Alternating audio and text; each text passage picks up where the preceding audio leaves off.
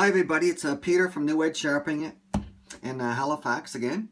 And the purpose of this video is to help folks who just starting out. This might be the first time they've ever decided to sharpen a knife, or they've seen some videos and they just don't know where to start. Okay, so what I see happening, and that what initiated this, is that I get a lot of emails from folks all around the world. It's very cool, asking me about, you know, what they should get, how to get started, because there are so many videos, and here I am making another one, but there are so many videos and folks selling products, and which is all good, but it can be overwhelming, and there's a lot of deceptive videos too, I think, where folks are making these miracle slices with their knives and stuff, that, and I don't mean there's anything wrong with that. It is a demonstration of skill, but when you're learning, when you're trying to think, okay, and you've never sharpened a knife, you may think, I can never do that, so it might turn you off. But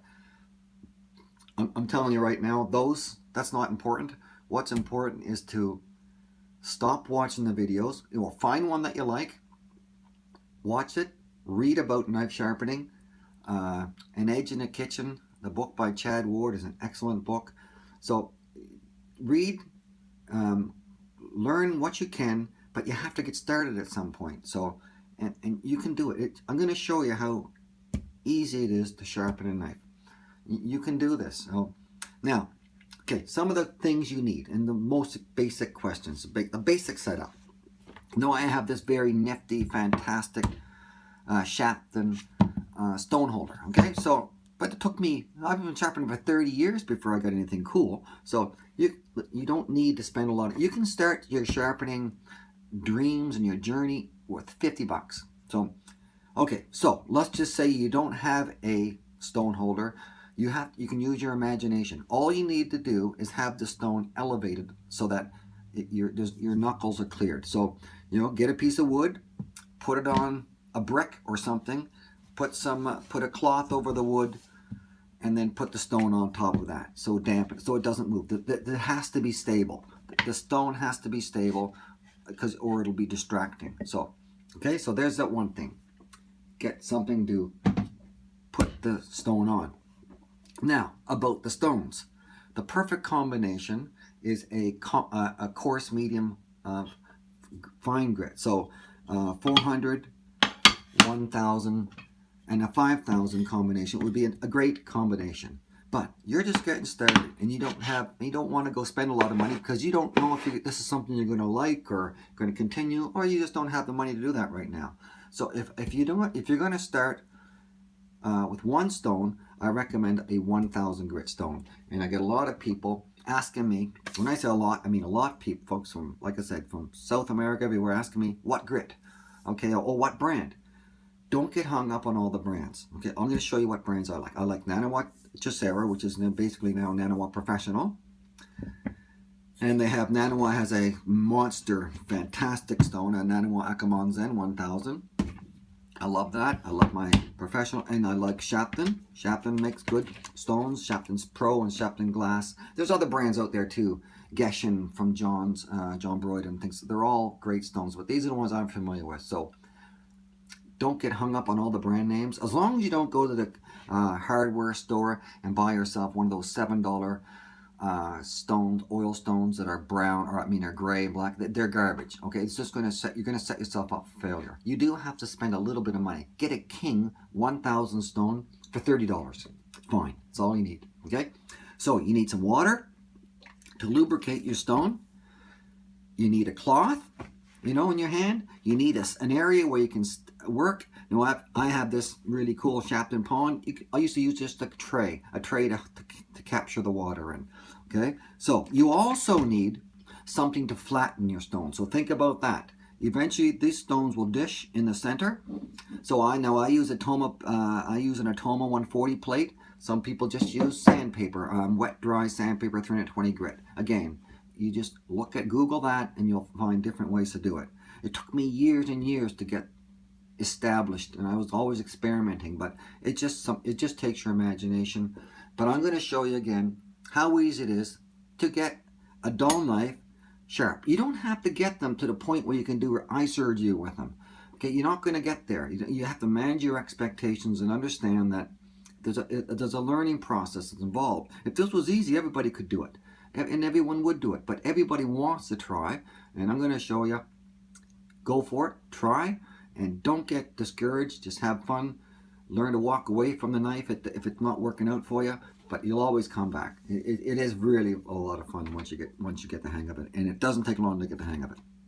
Okay, so I've got this knife now, and it's just an average knife, 20, 30 bucks. A lot of people use $20, $30 knives, you know, so, and that's what a lot of people sharpen, so let's sharpen that. Now I've made it dull, so it's not gonna cut anything, okay? So we know it's dull. So let's just see, with just using this 1000 grit stone, and no core stone involved, if we can make it sharp again. Now, so how do you get started? Hold a knife in your hand, if you're right-handed, like so. Nice and stable. You don't have to put the death grip on it, but it's nice and stable. Establish a pattern. Okay, what I mean by that is that I always start at the tip on the right-hand side of the knife. It's just how I start. So every time I pick the knife up, I do this exact same thing. I don't have to think about, okay, how do I get, it just comes automatically. So establish a technique, establish a pattern, and make it your own. Own it, okay? So I've got water on the stone. Now, if you're buying some stones, king stones, for example, you have to soak them in water, and you'll see bubbles coming out. When the bubbles stop, you're good to go. These Nanimo Pro and Shaptons, they don't need, you can just splash water on them, and they're good to go. Okay, angle. What about angles? These knives, I'm going to sharpen them at 20 degrees. Most knives in the world are sharpened between 15 and 20 degrees anyway. So this knife is at 20 degrees. If this was a dream knife, a Fujiwara, I'd be down here about 12 degrees. Or a Takamura or something like that. I'd be down here about 12 degrees. Okay? So what is 20 degrees look like? Well, you can get apps on your phone now, Angle Pro, you can put on the knife and it'll show you what 20 degrees looks like. You know, the book An Edge in the Pro explains how you mathematically, you can figure it out yourself. So, but this is about 20 degrees. And you can put something there. You can get a stack of like 2 quarters to put there and put them at the end of your stone and use it as a visual guide. So a problem with that is that visual guide is just a visual guide that it disappears when you start. It's not going to be there when you're doing it. So you find an angle and you learn to hold the angle by doing this over and over and over again. 20 to 30 knives. You can sharpen the same knife, but you have to build muscle memory in order to get consistency. But it's all about having a good time and having fun getting started here. We don't have any of that yet. We're just getting started. I'm going to show you how easy it is to get this knife from dull to sharp. Yes, I know, I'm old and I've been sharpening for a long time, so I have an unfair advantage. But when I started, there was no internet, there was no YouTubes, so I'm sure I screwed up 150, 250 knives before I got to know what I was doing. But I had fun doing it, so let's get started. Again, I start here, I found my angle at the tip, my elbow is up, parallel to the ground, and I'm just pushing down with these 2 fingers. Those are where the sharpening is taking place, below the fingers. And I'm just pushing down like this. And now that I'm moving down the rest of the knife, I'm just pushing. Pressure, no pressure. Pressure, no pressure. And the pressure is coming from these 2 fingers, not my hand. There, here. I'm pushing down with these 2 fingers. I'm watching my angle. I'm getting right to the heel of the knife. That heel right in there, I'm sticking it right on the edge of the stone and just dragging it up and down. My goal here is to form a burr. A burr is the fatigued metal that's being worn away by the abrasive properties of this stone, and the burr will form on the opposite side of where I'm sharpening. So it's good. I'm looking for a burr on this side. Now this is a coarse stone, so I mean a sort of medium grit stone, a 1000 grit stone. So it's going to take a little bit for the burr to form. So you always check your work, okay? Check and see how your bevels look and how your angles go. I mean, how consistent they are. You want to see a nice even bevel from heel to tip. It might not be there at first, but hey, you're just learning. Don't go out and get a crappy $2 knife to do this on. Get a decent knife. This isn't too bad. don't get a really hard, a cheap knife at the dollar store and do that. It'll just set yourself up for failure again. So get a decent knife to learn on. So again, my goal here is to form a burr on the opposite side of the knife. Pressure, no pressure. Pressure, no pressure. Pressure, no pressure. Now when I get to the tip again, my elbow's going up and my angles increase a little bit, just at the tip area. Now that's going to be hard for you to do at first. So just as long as you raise your elbow up and just keep going, you'll avoid what's called bevel creep. My friend taught me that word, but bevel creep is where this bevel will go up, come up to the tip. So you don't want to do that, and you can avoid that by just raising your elbow a little bit. It's really easy. Then you go back down. So I do this until I can feel a burr on the other side.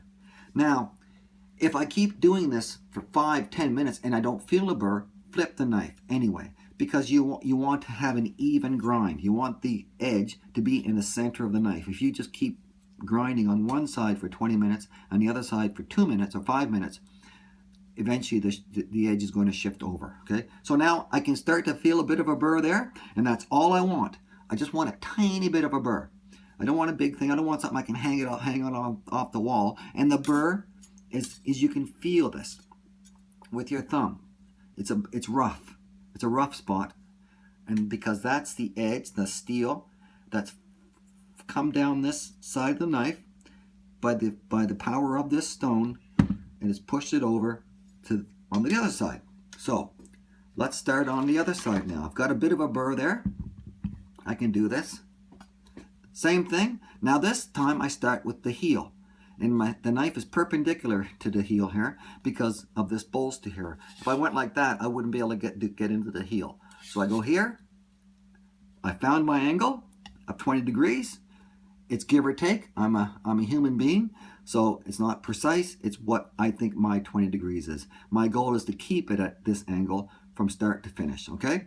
So now again, I'm going to use moderate pressure here.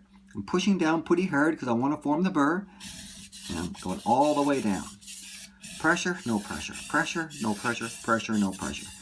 So I'm using the most amount of pressure that I'll ever use during this whole sharpening process. Elbows up at the tip. Elbows back down now that I've finished the tip.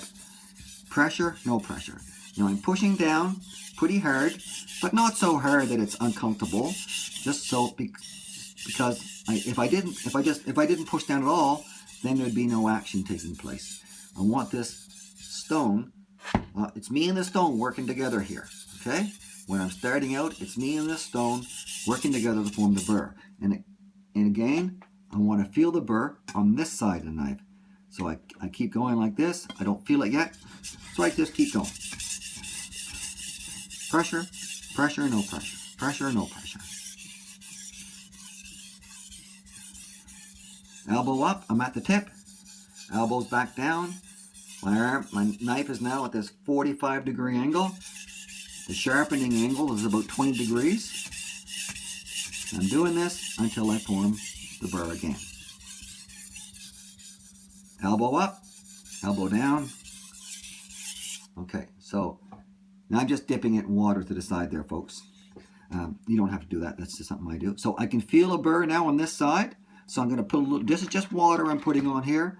Now I can go back to the other side. I've formed the burr on both sides. Now my goal is to remove the burr on both sides. I'll remove the burr. The burr formation is something you only do once. Yes, you may form it again, but it's all about burr formation, then burr removal. Everything I'm doing from this point on is removing that burr. And I do this by repeating the process, but with reduced pressure. So I used heavy pressure on the first go to form a burr. My burr is there on both sides from heel to tip. Now I'm going to remove it just by repeating the process, but with reduced pressure. So reduce pressure on, reduce pressure off, reduce pressure on, reduce pressure off. And now it's a pretty quick process now that the burr is formed. Burr is formed because now I'm going to take it off. It won't take long with this stone. My elbow's up at the tip. Now, flip the knife, 20-degree angle, reduce pressure, on, reduce pressure off. Reduce pressure on, reduce pressure off. So I use 4 levels of pressure when I sharpen, if you've watched my videos before. So I'm on my second level of pressure. So now I'll go to my third level, which is, so I started at level 4, P4, P3, now I'm at P2, which is just even another 50% reduction in pressure. It's just a beautiful motion here. Very light pressure on, very light pressure off. And I go from tip to heel to tip, up, elbow up. Now I'm done on that side.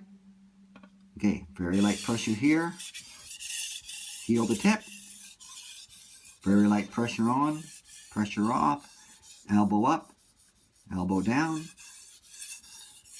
See how easy this is? I'm focused. There's no distractions. There's no TV in the background. I'm not listening to any music. Okay. Down to P2 now, which is extremely light. Very light. Hardly anything at all.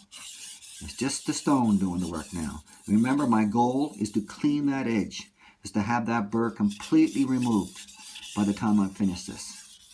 I don't want any of that metal hanging onto the knife. Nice clean edge is what we do. We're refining here with this stone. So my last pressure is P1 pressure, which is just this. My fingers stay in position. I'm at the 20-degree angle, or the same angle that I started with.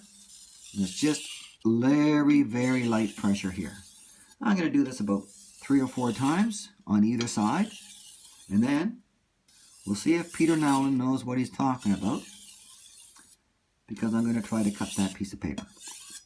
And it's not a trick piece of paper, nothing. It's just a piece of telephone book paper. So when you finish, always look, feel the edge. It feels pretty good. Feels pretty good. It feels like I did something good there. So we'll see. We'll get a piece of telephone book paper. Okay, so it should go through here pretty nicely. So you can see, that's all there is to it. Now, yes, I know I've been doing this a long time, but it's all there is to it. You have to have confidence. You just manage your expectations, establish some very basics, go out and get 1,000 grit stone, some water, or find a means to keep it flat, and get your own little space, and just have fun, folks. Thank you.